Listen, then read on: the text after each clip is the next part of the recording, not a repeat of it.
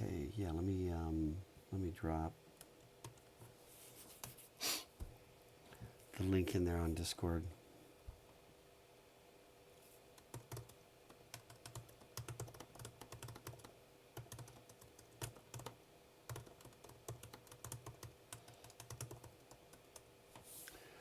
Okay, all right, so we just got you two, and that's all right. Uh, I have one sort of recurring theme, I guess. One thing that I think has come up several times as I've been helping students with the large program. Should I start with that? Yeah. What do you guys think? Yeah, okay, so here is the issue. Here is the issue. And it is when you start to do the larger program, all the other ones you've been sort of able to like, code it up in the LC3, environment. Or I'm going to just drag, where are we at here? There we go. I have an LC3. I'm going to just drag over here for demonstration purposes. Nah, too big. Okay. That's okay on visibility, isn't it? That seem okay to you guys? It's okay for me. Yeah, okay, so here's the deal. I want to talk about text. Hang on, did that thing pause? There we go. I want to talk about text editors versus word processors. Okay, because one of the things that happens is once you start doing the big project, then you start like saving it as a file more, right? Previously, whatever, you'd be writing it or whatever, you'd either type it in there or you'd, kind of copy and paste a little bit, and you know, that would be that. And so there's a couple of problems with, so I want to just explain kind of briefly the difference between a word processor and a text editor, okay? I'm going to give you just kind of an example. I'm going to just throw out here a brand new Word doc, okay? You guys see that okay? Okay? So here's a brand new Word doc, and we'll make the font like really big, or maybe I can just I'll make the font like really big, okay? And then this is my LC3 program, blah, blah, blah, okay? And I feel special.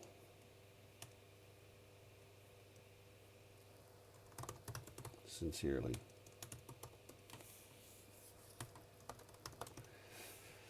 Dr. K. Okay, right. So, and here's the thing. There's a couple of things that are going to happen here that are problematic. Okay. One of them, first of all, the thing about word processors.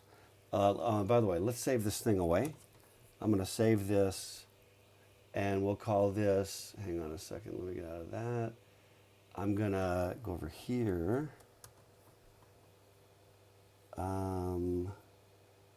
And we'll call it sample program, and we'll put it, I don't know where, some random spot, maybe over here in my CS2810 stuff. Okay. All right, so I just saved that guy away, and then I go over to, I open this thing here up, okay? And I say assemble. Now, one of the things I can do is, let me see. One of the things I can do is I can drag files over, okay? So I want to talk about kind of two different things that are problematic. One is if you copy and paste this in to here, all right? There's a thing here, I was just messing with a student about this. I'm going to leave this word special, and we're going to go,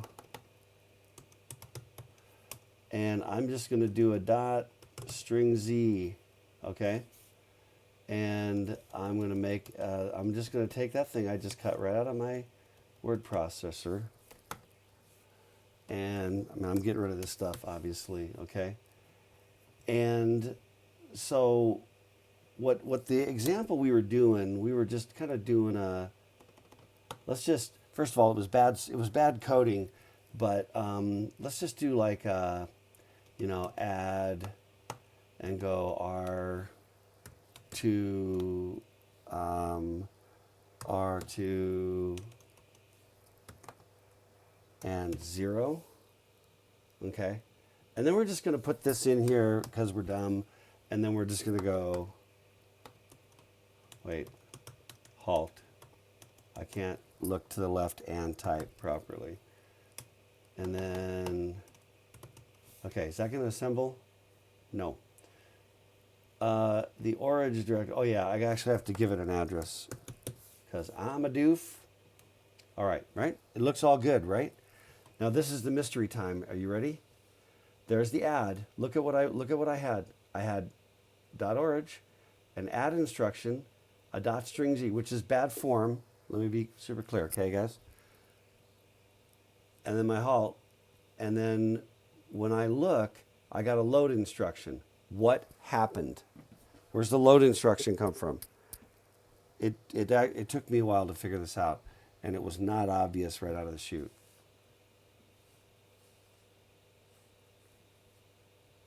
You guys have any guesses at all on that? Still waiting for the video to catch up. Say that. Well, Zach, you can check me out on. It should be projected right now on Discord in real time. You don't have to watch on YouTube. It's all live right now on Discord.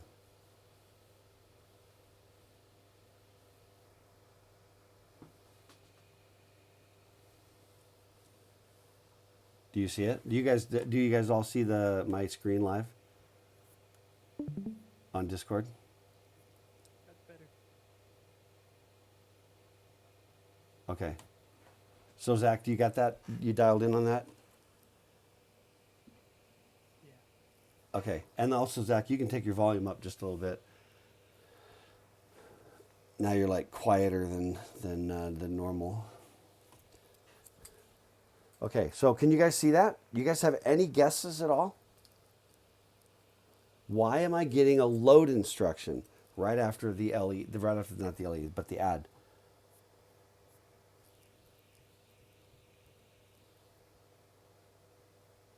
You got anything? The hint is I copied this out of a word processor. By the way, I'm going to do this now. I'm going to copy that. And I'm going to bring up a text editor. I'm going to paste it in here. Okay. And here's another hint. Okay. This is a text editor. I know it's not, it's hard to, we can make it big. We can make it big. Okay. This is a text editor. If I just start typing, okay, I want you to just compare come on. I want you to compare the quotes over here in the Word doc and the quotes over here in the text editor. See a difference? You guys there? It's only the four of us. You guys are going to have to participate.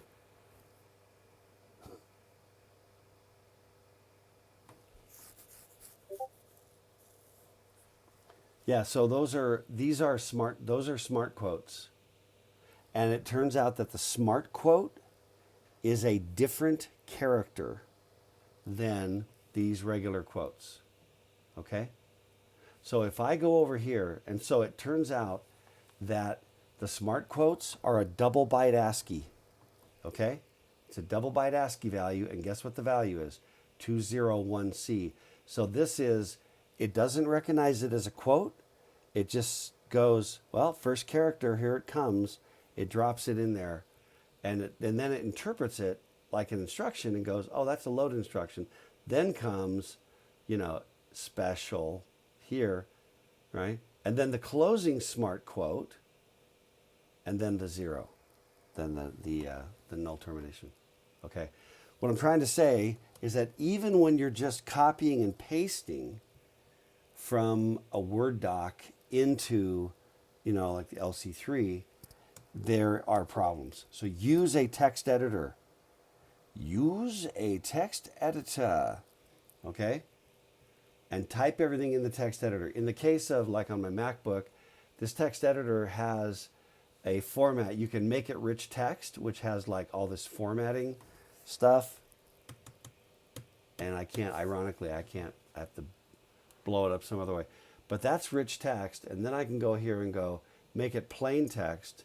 And then again, it's super small, but that's just plain text. Plain text is just the basic ASCII values. Now here's the other thing, and this is kind of important. I take this guy and I'm going to save it. Let me save this thing, and I'll call it my program, and I'm going to put it over where the other one is.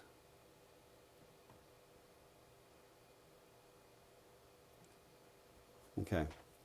All right. So, and then what I'm going to do is, just to simplify, is I'm going to put my program here in this Word doc, okay? And I'm just going to save it. So it's now sampleprogram.doc, okay? Now here is the crazy thing.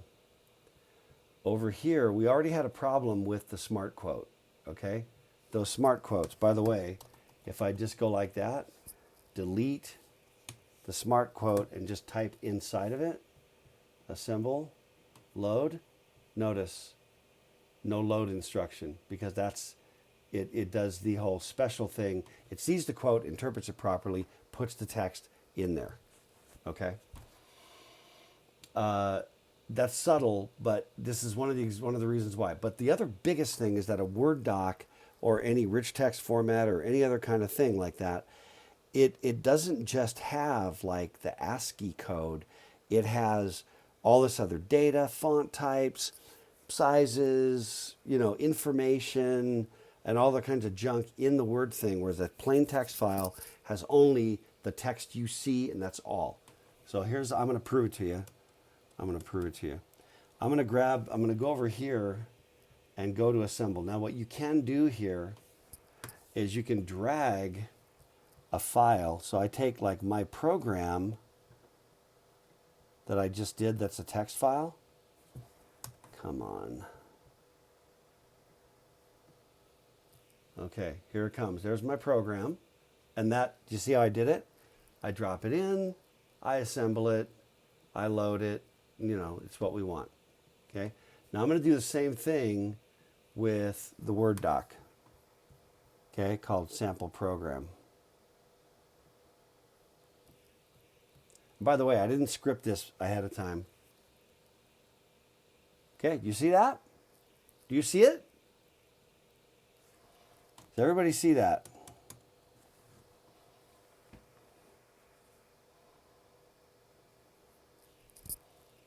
Right? That's all kinds of crapola. It's just all kinds. This is just for that little program, okay? It's just for that dinky little program. So this is what a Word doc has. It's all this other crap. And if you look at it, it's like, oh, there's some XML, Word doc, blah, blah, blah. Some of the stuff looks like characters, but it's all just kind of like accidental or whatever, coincidental. Theme stuff. I mean, I don't know what all this stuff is, okay? More settings. Somewhere in there will actually be the text. Word font table, blah, blah, blah, web settings. There's some nice, what are those? Kanji or Chinese characters, whichever you prefer.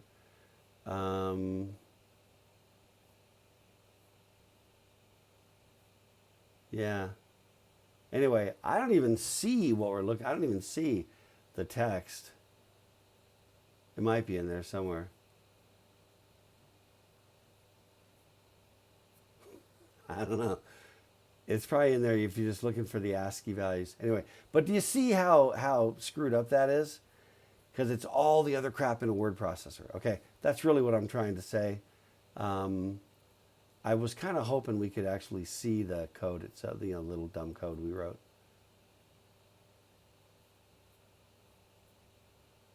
And the other thing too about this, if we drop that into a hex editor, you would see basically just a bunch of byte values. Okay. So anyway, I just wanted to illustrate to you this principle of use a when you're just copy and pasting. Mostly you're okay until you get into putting quotes and stuff. And if you happen to have smart quotes turned on, but when it's time to save a file and drag it over, that's a problem. Okay. All right. You got any comments about that? Any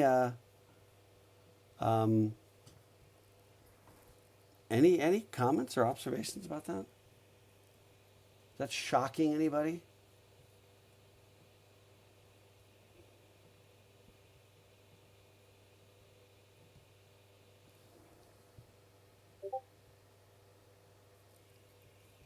Brenda, you don't have a mic?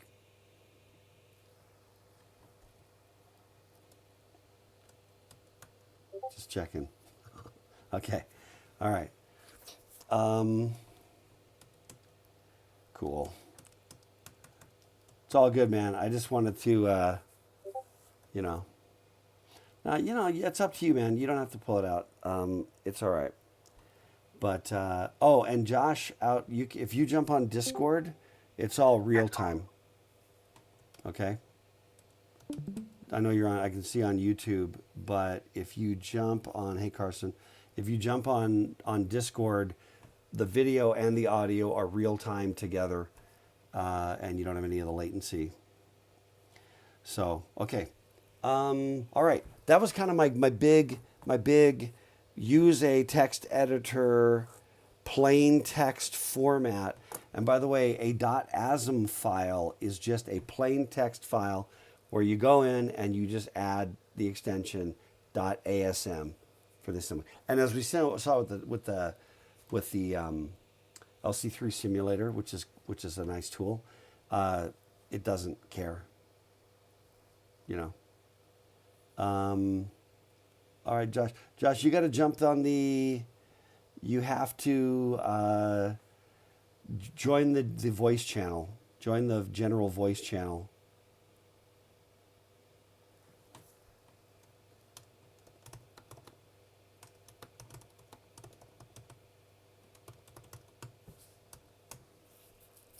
Okay, so that's my big thing. What have you got for, what are your questions? What do you got? What are your big nags on this large program? All right, there you are, Josh. Hey, man.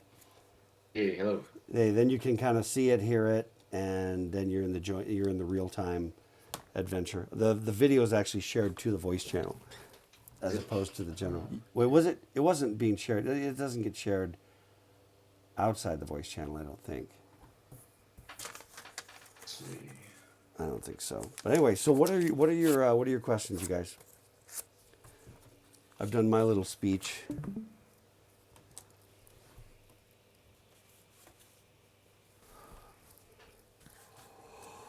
Oh, I'm so tired. What do you got?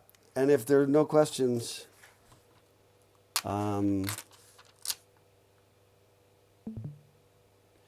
what's... Oh, away from the keyboard. Sorry, man. I was not tracking on the acronym there, Brendan. What do you guys got? What do you want? What do you want to talk about that's nagging you? I got my whiteboard ready if I need to draw pictures.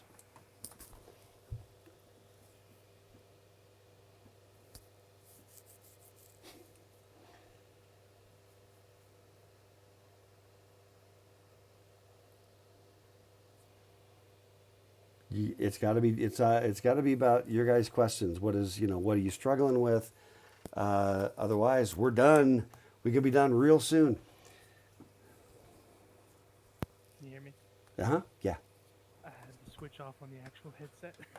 Anyways, Nice. so my question was, so So like I was saying in our private messages about how you'd have to go through the string and verify that it's the same and all. I was wondering if there was an easier way to like increment yourself through all the different like strings you want to check against, or do you just explicitly Now, check against each one? so let me make sure. So first of all, we're still talking about the state machine, right, Zach? Yeah. Okay. 'Cause I wanted to be careful because, one approach to solve the general problem is with just a pure string compare.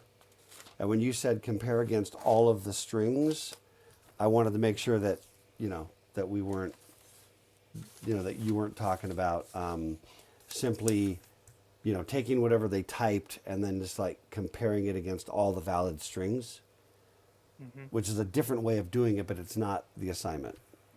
Right. Okay. Yeah. Because I wanted you to suffer. 'Cause that sounds overcomplicated. What does? Doing Look, the other way, the bad way. doing it the bad, doing it with strings.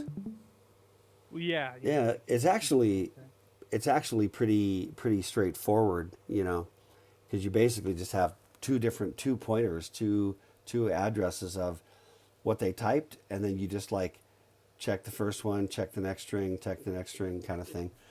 I mean, it's not that bad. It's shorter by quite a ways, but again, it doesn't give us the experience I want you to have.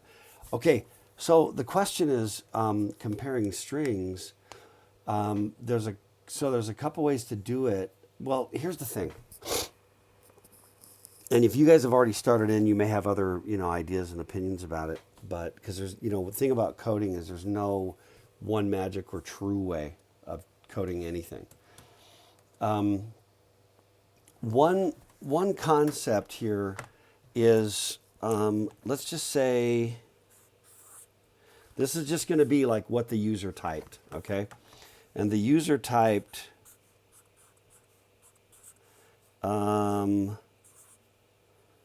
and this is one of those things we do notationally.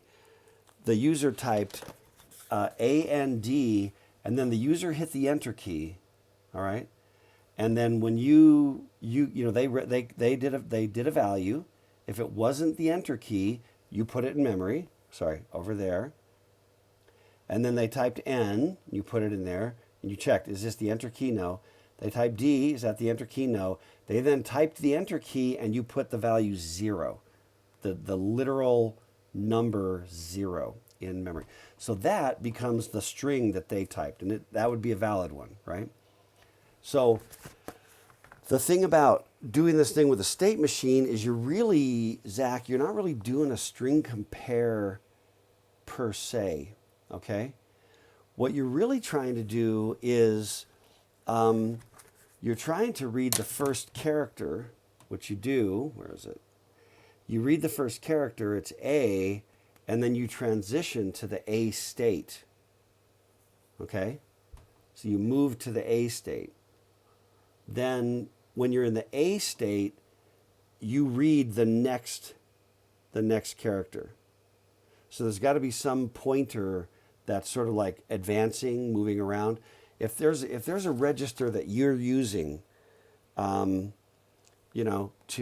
move your way through this memory, you can just keep incrementing that register. So it's the register is the address where you said they were going to put their stuff. You would probably do that with, let's say you did something like this, and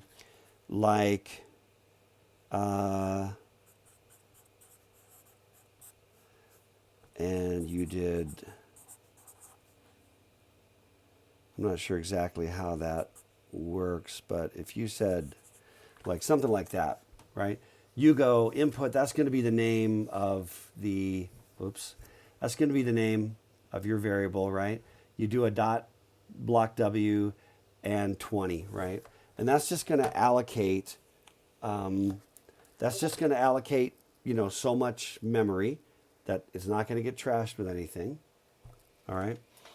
And I'm also trying to just remember whether I know it wants a literal value, and I think if I don't put the X there, that's decimal 20. That's my recollection. I just don't want to like lead you astray with bad syntax. So I am looking right here, which says block of words, the actual numbers, the operand, and do we have an example? No.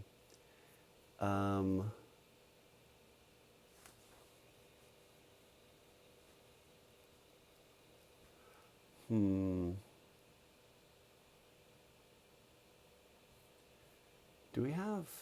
Anyway, I really don't remember. I think the value there is a decimal. But in any case, there's better documentation somewhere else, which we'll come back to it. But the point just being, I allocate this thing. Now, this string, this label input is the same as this address, right? So assuming that the string is in there now, I can do an LEA instruction and give it input as a string, as a label, right? And then that's going to take the address of wherever that is in memory, put it in this register. And then every time I, read one of those characters or look at one, I just increment that register. So the register is like this moving runner. It's at the first location, I increment it, it's now at the second location, I increment it, it's at the next one. And every time I move states, I increment the string, the register that points to the string. Okay? Does that make sense? So in essence, Zach, if I'm doing this thing, if I'm doing it that way with a state machine, I'm never really string comparing. I'm never really like, because what you do with a string compare is you'd have two pointers looking at two different strings. And you'd look at the first one, and then you'd compare to this guy. If they were the same, we keep going. Look at the next one. If they're the same, we keep going. Right? That's a string comparison. And that's what we're not doing. What we're doing is looking at the first one and saying, is it an A? If so, we're going to the A state. Is it a B? We're going to the B state. What's up next? Is it a J? What's up next? You know what I mean? Is it a J? We're going to the J state. And then if it's none of the valid next moves, then it's an error. And we kick out. Does that kind of make sense, Zach? Yeah, that makes total sense. And so you're really only comparing one character at a time, And, easiest way to do a comparison, obviously, is to have a negative version of that ASCII value, hanging around. And then just, subtract it. In other words, add the negative into the other one. If they're zero, you've got the same character. If it's not zero, you don't have the same character, and you can keep, you just keep bumping. So if it's like, I got an A, all right, jump to the A state, Or branch. Or branch. But branch is going to kill you. That's the problem. You kind of need to think about jump, because branch, you're always stuck with PC offset 9. And this thing is going to get big enough that you will not be able to reach with a branch. You'll need to go somewhere that you can't go to with a branch. And then the only way to make that work, keeping branches, is to start moving stuff around randomly, creating an absolutely horrible looking program that's unmaintainable, by humans. See, the jump is unconditional, right? Yeah, the jump, let me just pull it up real quick. There we go. Yeah, the jump, it wants a base register. And the only other one that has the base register is JSRR. The load R has a base register because we're loading. Store R has a base register. But those are loads and stores, and we need to move, which means we've got to either be in the jump or branch space. So therefore, it has to be a jump, a JMP, or a JSRR. And the only real difference there, frankly, is that the JSRR is going to take the PC and stick it into R7. So you've got a return address.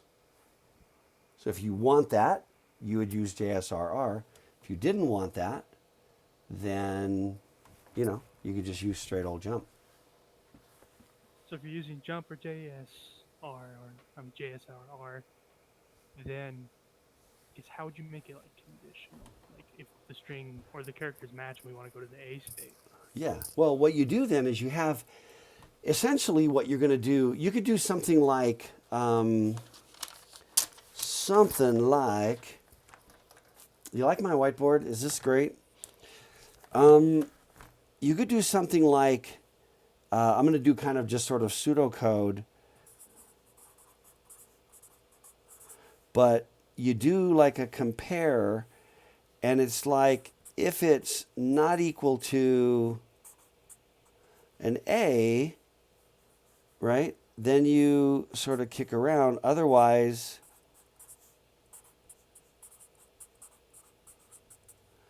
it'd be something like this, right? You do this comparison, right?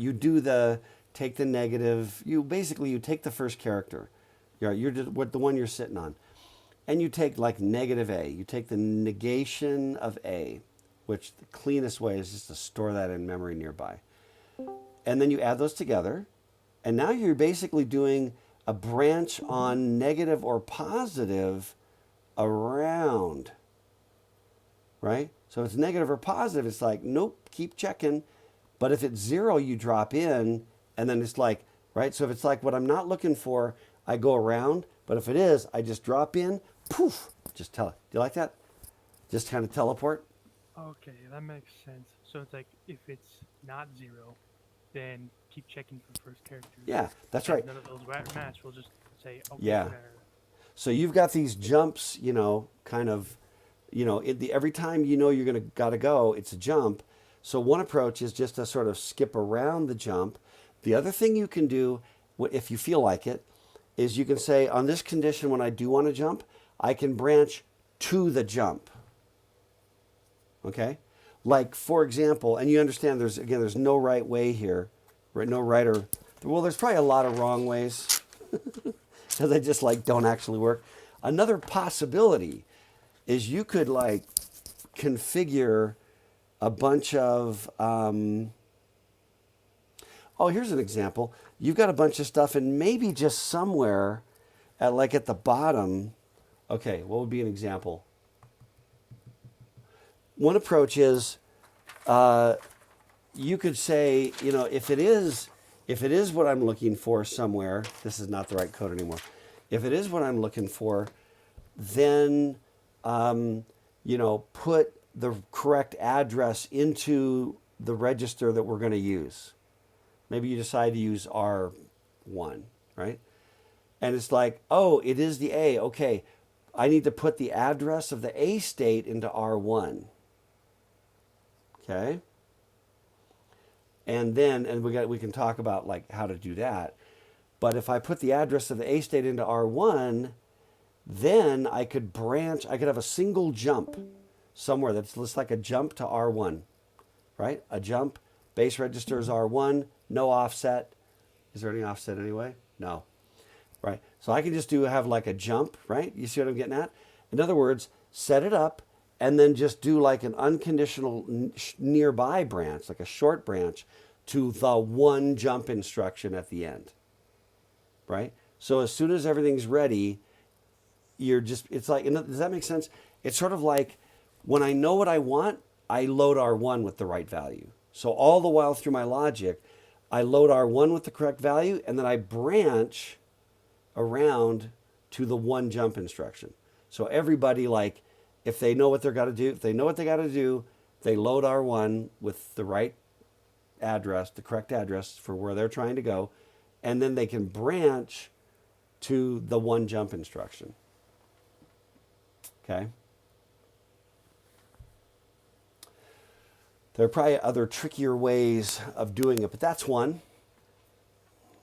Does that make sense? Now, you might just say, well, that's dumb. I mean, why go through? I've got to have all those branch instructions to all branch me to one jump.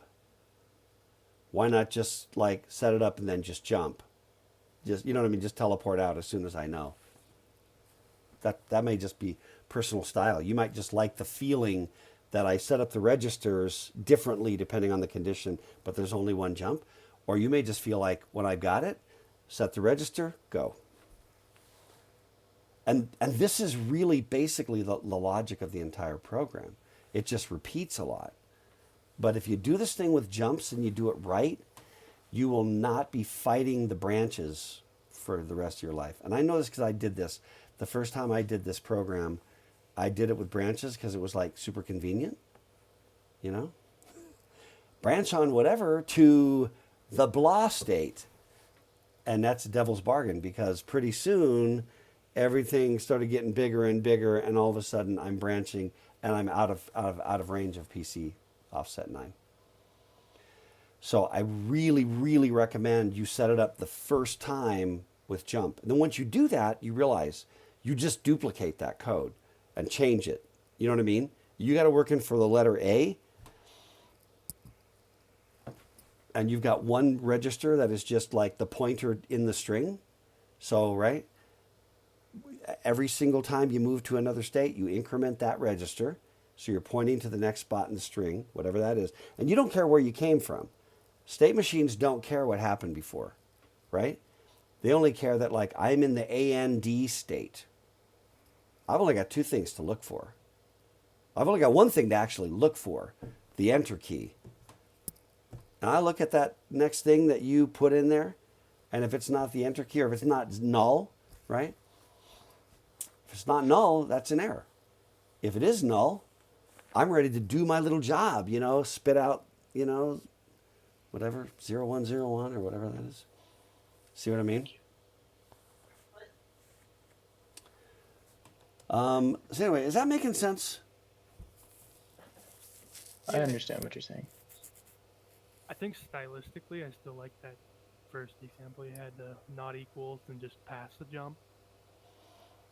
Right, and then if it is equal, you're just jumping. But you still have to set it up. You still have to set up the jump because you've got to get, right? You got to get the address of the routine, you know, into that register. So that's kind of one of the other things you got to wrestle with kind of organizationally, right? Would you just put that as a variable or under a label? Well, here's the interesting thing.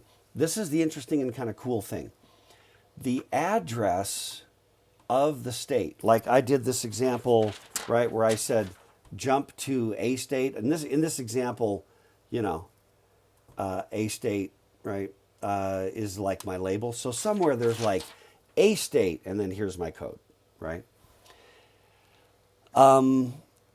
That is in, you remember the symbol table? Remember, let's go over here. Do you remember manage labels, and then there's my symbol table? Okay. And if I do something like, well, I got rid of my code, but if I have labels, they're all here. In other words, the symbol table knows what the addresses are of every label in the entire machine. Okay? So it's not limited to any boundary, PC offset, whatever, or nothing. Okay? That ought to immediately spark. Okay, what can I do in the instruction set? Let me pull it up, right? What can I do in the instruction set to get a value, you know, to get an address into a register, right? So what is it? Let's take a peek here. What was the one I was just talking to somebody? We were toying around. What were we doing? Yeah, I just want to pop in and Yeah. get in the queue because I have a question next. Yeah, man. You bet, Zach. Other Zach. Sweet. Thank you. Yeah, Zach the second. I don't know what you are. You're some kind of Zach. Okay, what was it? What were we talking about? Because LEA takes an address. Oh, I know what we did. Anyway, what do you guys think? Now that I remember, because LEA, the problem is you can use a label, but it still has to be in the range of PC offset 9. Doesn't help you. You might as well be branching, right? If I can LEA, I can branch. So what's my alternative? What are your guesses?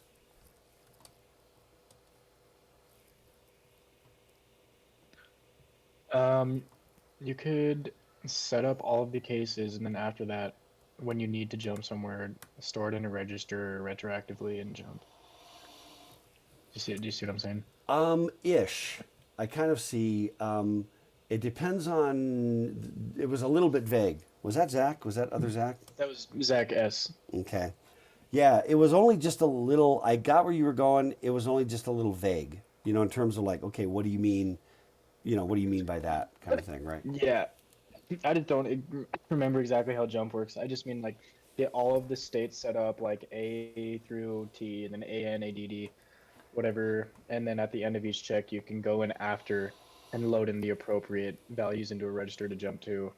Yeah, and so the question is, how do you load that appropriate value into the register to jump to? I Yeah. guess we'll have to clear up the lines. Yeah, you know what I mean? Yeah. So let me toy around here for a sec. I have an idea. Yeah. Talk to me. What's your idea? Who's that talking? So, Other Zach? Yeah, other Zach. Other Zach. First. Um, so like you're saying, we could have labels like A state, and you have an address to your A state, and then you do a load indirect to basically you'd load indirect to the A state label, which contains the address to your actual A state subroutine, and you can jump to that. Well, think about what load indirect does, right? Load indirect, I have to give it an address. Then it goes to the address I gave it, and in that address, there's another address, and then it goes to where that address is, and takes the data at that location, pulls it out. You see what I mean? Yeah, normal loads then. So normal load what? What are you loading from? So like you'd have a label like A state, and you just say load A state, and you'll go to A state and grab the contents of that, which is the address to your actual A state. No, that's the problem. Is that the load? Well, it depends on what you're talking about. Are you talking about like this? I'm gonna make a. This is my program right here. We're gonna do it live. There's the A state where we do something stupid, like add R0 with 0 and shove it back. And this is the dumbest. This is the dumb A state. Okay, it doesn't do anything. And actually, we're gonna have it be done there because we're gonna start running. Let's go. We'll do the halt. Okay, there's end. That should assemble. Yeah. Now watch this though, by the way. If I load that into memory, there's A state. Now, by the way, if I go up here to manage labels, A state, okay, it's there, which is kind of just to reinforce to you guys that it really is there. So you've got to have the ability to use a label to basically capture the address, because you got to capture the address. And the problem is that with the instructions that you've got, like load, this load can pull a value from nearby. This one can load indirect from a value to a value, an address to an address to a value. And the first address has to be close by, and then load R, you already need a base register, so that doesn't help. LEA actually gives you an address and puts it in there, but the address it gives you has to be close by, So it's a bunch of problems. So there's sort of one Majike trick that escapes you. Well, at least nobody's said it yet. And so here's what I'm going to do. What I'm going to do is there's the A state down there, okay? And then up here, I'm just going to, this is like my real program, okay? With a halt, okay? So the question is, how do I get, and I'm going to need to have R's, what do we say? We're going to use R1, let's say. And I need to have R1 with this value of A state in it. What do you say? I don't want to just like, okay, here guys, here's how you do it. I want you to noodle just a little bit. I can also go, here guys, here's how you do it. What do you think?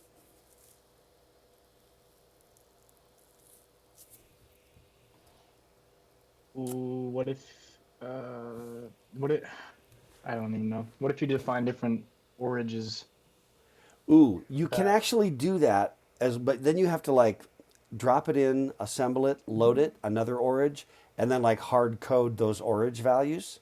Yeah, that's what I was That thinking. no, you can do that. You can do that with the encumbrance of having to take literally every state and separately assemble it and load it. Yeah. Oh, And yes. in other words, you can't do. I experimented with this, right? You can't do like .org 3000 blah blah blah, and then go .org like I think you ought to be able to go .org 3100, .org 3200. You know what I mean? And like just Yeah. reset the count. And now they're going there. I think that would be fantastic. It does not. In fact, let's just try it just to be. It's something that. I mean, that would sort of solve the problem, in a certain way, right? You know what I mean? And then I would just then this would go like to that, right? I assemble, yeah, and it goes, oh, line 5, this line looks like a label, but .org is not a valid label name, and you probably screwed up. So it just doesn't, Are I you think, sure that's not because you didn't put .end? well, here's the problem. Well, let's try it. I mean, this might be actually this. I may have been. Did I ever try that with a dot end? Because here's my problem. I'm waiting now because I don't think I've ever actually tried this, because the problem is dot end says this is stop assembly, but maybe it will go roll and roll. Oh my gosh. Okay. Oh dear, dear, dear, dear. Nope, it doesn't like it. Oh, dang it. Oh, I was ready for it. I mean, I was kind of going, "You fool! Why didn't you think of it?" No. So I can't do it. But I definitely thought of that one. I was even so desperate, I started thinking about like using the trap routines. You know what I mean? Like making my own trap routines, and then just Oh calling my like, state A is like trap 1, or you know what I mean? Trap 3. I got 256 of them. We only used like 5. Why not? So I thought about that was another angle. But okay, are you ready? I'm just tired of you guys. I'm just gonna spill it.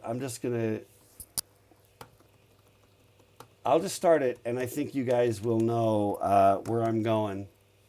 Any recommendations? I don't even know.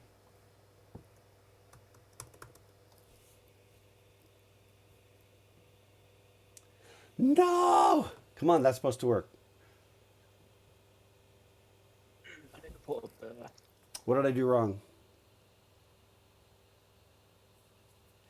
I thought the .fill let me use a label.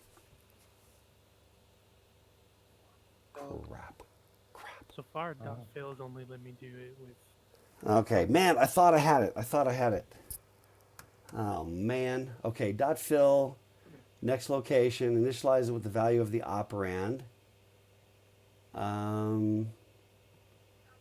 Shoot, man. Okay, well, suck. Yeah, I thought that actually worked. Because the idea would be once you can get the value there, then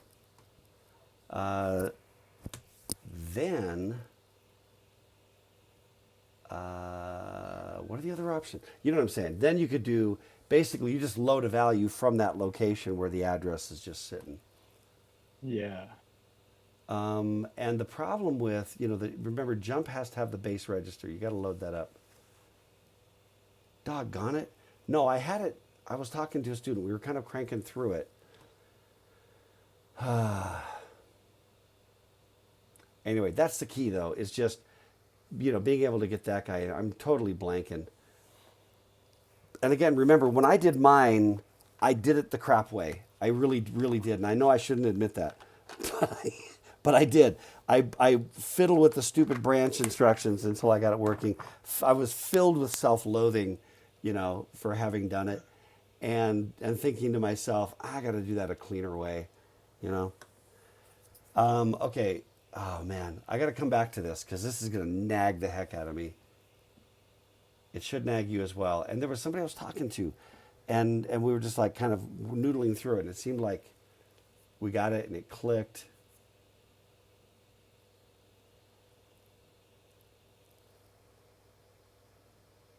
I mean, you can also, here's the thing, you can hard code the values once you know what they are. I mean, you could like for example, you could get the whole program kind of like done and do like mock fills here, like go, you know, whatever. You know what I mean? Just mock fill it. Just put whatever. You know what I mean? And then just at least get, when you know the program kind of works, then like look and see what the addresses are, hard code those addresses, and then jump. And that kind of solves that .org, multiple .org problem that Zach was talking about. Zach S. Okay, I'm going to come back to this. This is going to just kick my butt until I get it solved. I can feel it. I got a quick question then. All right.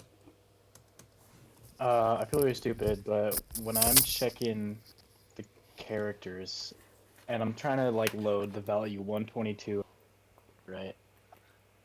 Is there any way to do that without having to do add -16, add -16, add -16, add Yeah. -16, add -1? Yeah. Heck yeah, man. Can you just use like a char literal? Well, you can do, let me see. What if we do, can I do that?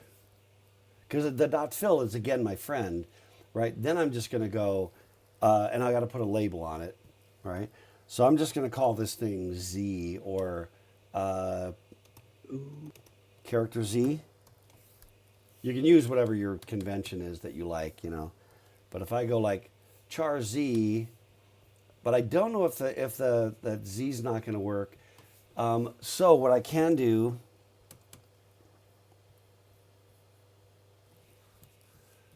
is clog this up further. The capital Z is 5A. So I can go, okay, that's going to work. And then do you just do LD whatever char Z? Well, here's what I would do. I would go figure out, I would negate this bad boy. Oh, I mean LEA. And then, no, I would negate it and then just load it. Because Yeah, I've got I the see what character, you're right? saying. I'm looking at the string. I'm looking at a character of the string, which is now like in a register. Then I've got the negative of, like, in this case, we're looking for Z. So I've got like the negative of capital Z dropped in here, which if somebody wants to just calculate that real fast, this would basically be, I already know that that's going to be FF and, 5A, I mean, basically, hang on, it's going to nag me. 5A is going to be 010. A is going to be 1010. Then we got to flip all the bits and add 1.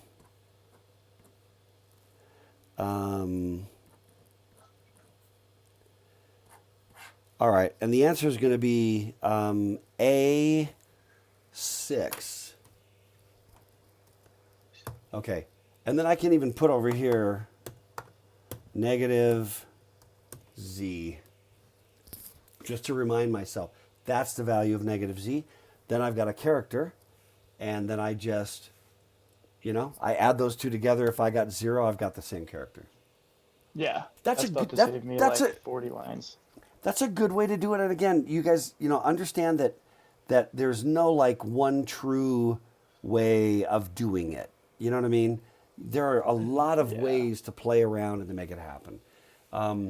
This is what I did. You could also just simply store the regular Z, and then every single time, knot it, grab it, knot it, add one, and then add it, and do that every single time. But if you're going to hard code a value, you might as well hard code the negative Z you're looking, that you're going to use. Save the computation. The text is really small on the screen. I'm trying to see what it actually says. Like you have dot fill, the hex, and then I can't tell what Oops. the says. Hang on, let me try to get it bigger. How's that? Did that pause my dumb screen? Hang on a second. Okay, so that's a comment. I couldn't tell. Yeah. The problem Okay, is, that helps a lot. yeah, you bet, man. The problem is when I do this thing and I load it, then this just gets so big you lose the interface. That's the problem. But if you don't blow it up, then you don't see the code. So there we go, the assemble. Yeah, but no, seriously, this loading the addresses, it's kind of pissing me off right now. Because I know there's like an easy trick, and I'm just like blanking on it. I thought the dot fill plus label was my ticket. Okay, well, I'm going to come up with it. Okay, what other questions you guys have? I had one random tiny one. You mentioned earlier that you plopped a dot string Z there and you said it's bad form. Just curious why. Like, say that again, Zach? At the beginning of the stream, you were showing the or whatever, and so you plopped a dot string Z after something, and you were saying that was bad form. Mm-hmm. Yeah, the reason was because I was working with a student and the code kind of went something like this: load effective address, R1, comma. Actually, I think this would actually work because it's all close by. Wait. Was it? Okay, sorry. I'm back to that other problem. Okay, that actually assembles. Okay, then what they did was right here, string Z, special. All right, this is bad because I'm dropping my string Z right in the path of execution. Remember, and this is the other thing that's really critical for everybody to keep in their head, that everything with a dot. Also, I was talking to a student, and it was like, we were talking about, he was talking about calling it string Z. String Z is unique enough, but I like calling these things like dot orig, dot string Z, dot fill, dot end, to remind you that these are assembler directives. These are instructions to the assembler. They are not instructions to the computer. Okay? Mm-hmm. By the way, do you guys see the stream right now, or is the stream paused? Oh, I don't know. I'm not even on YouTube. Okay. Well, no, it's not on YouTube. It's what you would see on Discord. Oh yeah, I see it. Or on YouTube. It just, I get this thing on Discord that says my thing is paused. So the point I'm getting at is that what the LEA does is that the assembler grabs this. The assembler sees .orig, right? And it goes, that's where I'm going to put this. Then it sees this LEA and it puts an LEA instruction. Then it sees the dot string Z and it goes, oh, capital S, lowercase p, lowercase, and it starts putting letters. Okay? All the dots do is kind of like help you get the thing ready, get it, in memory. Then it's like, okay, set the program counter to 3,000, go. So it'll execute the LEA, then it will try to execute the letter S. Anybody see a problem with that? And then it'll try to execute the letter lowercase p, and all these just become random. In fact, they're all like random branch instructions. The first one's going to branch you off to who knows where. Okay?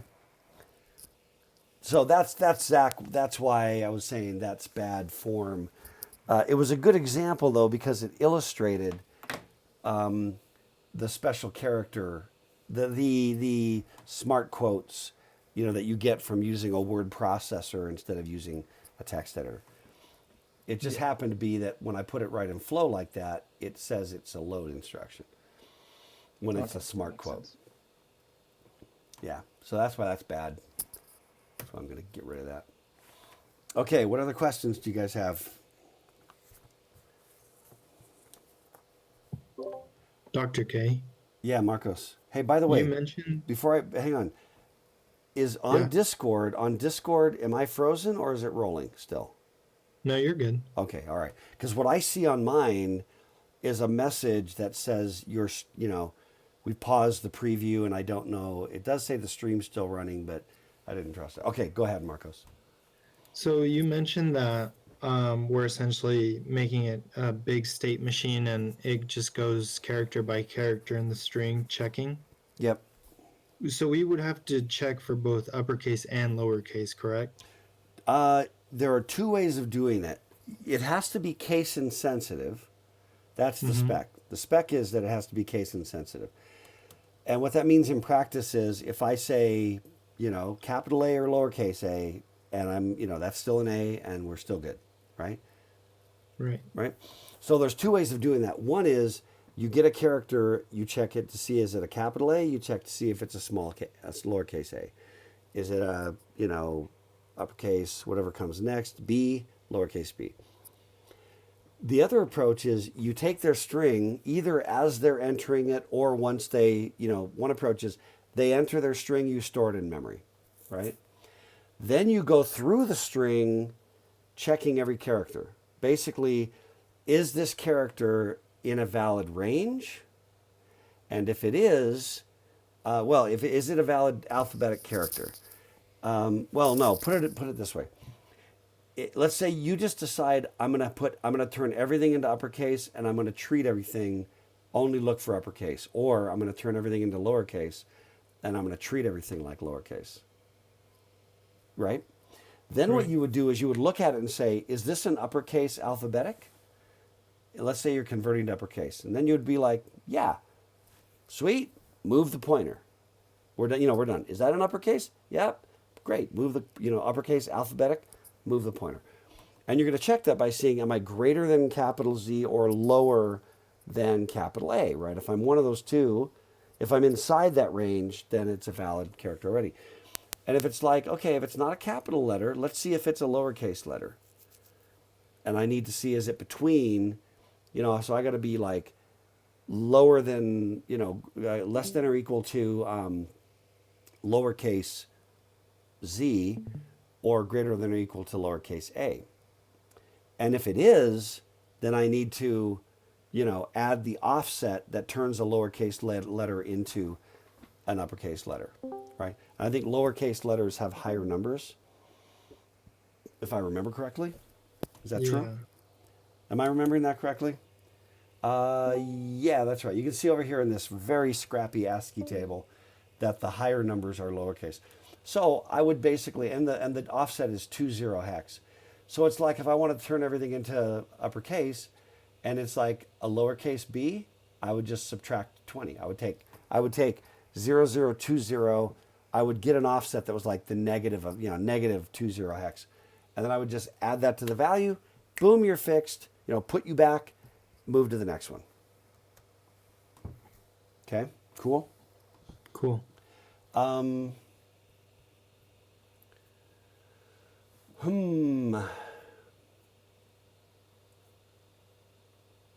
What else? What else? So, and really, in short, Marcos, do it however you want. I probably wouldn't recommend. It's just a lot of extra work to compare everything to 52 different characters. Yeah. It's more like make one pass through and see what they are, adjust it, get them all like the same, then just only deal with that one range every time. Once I've kind of like fixed it. Plus, if I go through all that and I find anything that's a character or just anything that's just not an alphabetic character, I kick it out right now. I just go to error mode immediately. I can, you know what I mean? While I'm uppercasing or lowercasing the whole string, I can kick out errors even then if you type bad characters. Yeah, I don't have to Okay. get out in the state machine to do that. All right. All right. How we doing? We're probably running a little short on time. What else do we have? Any other questions that are nagging at you? The big one is still kicking my trash right now. I want you guys to know that. Okay, just that I am. I'm really really peeved, and I'm gonna share it with you you guys crank on it as well. But I'm gonna share it with you because it's really bugging me.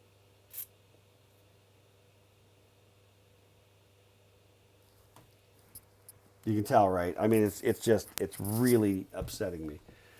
Okay, what else? What other questions? We've probably got time for like maybe one or two other questions, or none is also okay, and we can.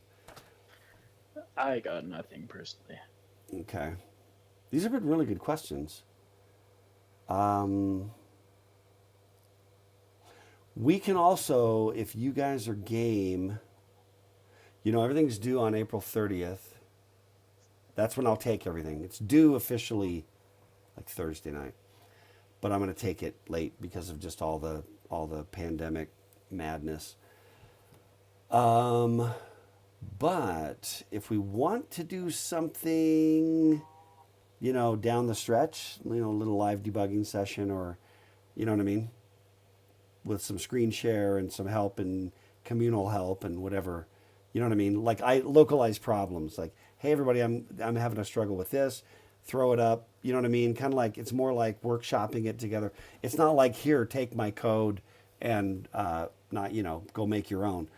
You know what I mean? Limited, isolated. Here's some stuff is I think in the spirit of what we're doing, and it's not cheating or plagiarism or anything like that. So we could do later on, either on the next weekend. What are we at here? Today's Tuesday. Yeah, it could be on the weekend. We could hit it again. Maybe by then I'll have an answer to my stupid question. Yeah, I'm just getting to all of the comparing it to the operators, so by the weekend I should be pretty deep into that. And then let me say again, I have one report from the shortest amount of time I'm seeing that I've really ever seen on this thing is like 5 or 6 hours.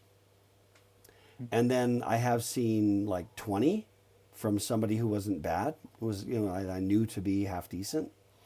So it's not, it's, I would probably put it in the 5 to 20 hour, because and you might be a 5 hour and somebody else is never going to finish it.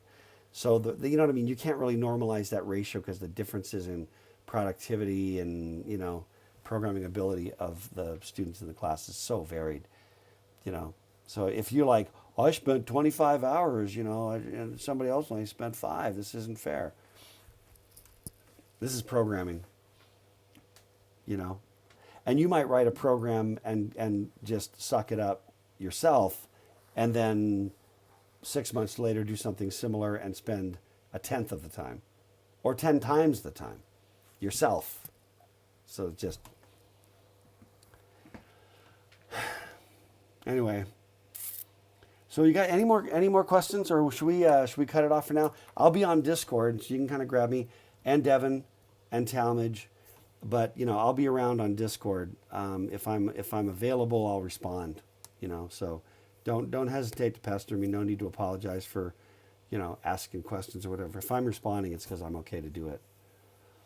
I do have a question Yeah, Vlad. regarding homework 9. So Okay. you Actually, want us wait. Go ahead. Go ahead, Vlad. Oh, on you homework just 9. want Yeah. you just want us to draw some, I don't know, what is a diagram Yeah. of the What? program, something? Yeah. All I'm looking for on that homework 9. This was a new thing. I didn't do this last time. Homework 9, because there's no module exam for homework 9. Really, the program is kind of, you know what I mean? Because program 9 or module 9 is really about design and larger thinking, and we spent the time in class, going through the program and just, talking about design and things like that. So all I want is just artifacts of your own making, So while you're doing it and you're drawing you know, you're drawing your state machine out, you're thinking about the control flow. You know what I mean? I want you to do a certain amount of that kind of stuff in, you know, just on paper in writing, and then just even just like grab a picture of that and push it up. You know? It's just getting you thinking about and, you know, working on that on the project. Does that sound good? Yeah, should be. And then you have to have and then to get the freebie, the, you know, module exam 9, you get when you've got 1 through 8 and 10 done, right? You just get credit. But you have to have the homework done. Then you get that module 9 freebie. And the homework is just you know, there's no strict requirement. It's more just kind of show me some work, show me some of your, you know, show me that it looks like you were thinking about how to do this thing, how to design this thing. Okay. Gotcha. All right. Yeah. Okay.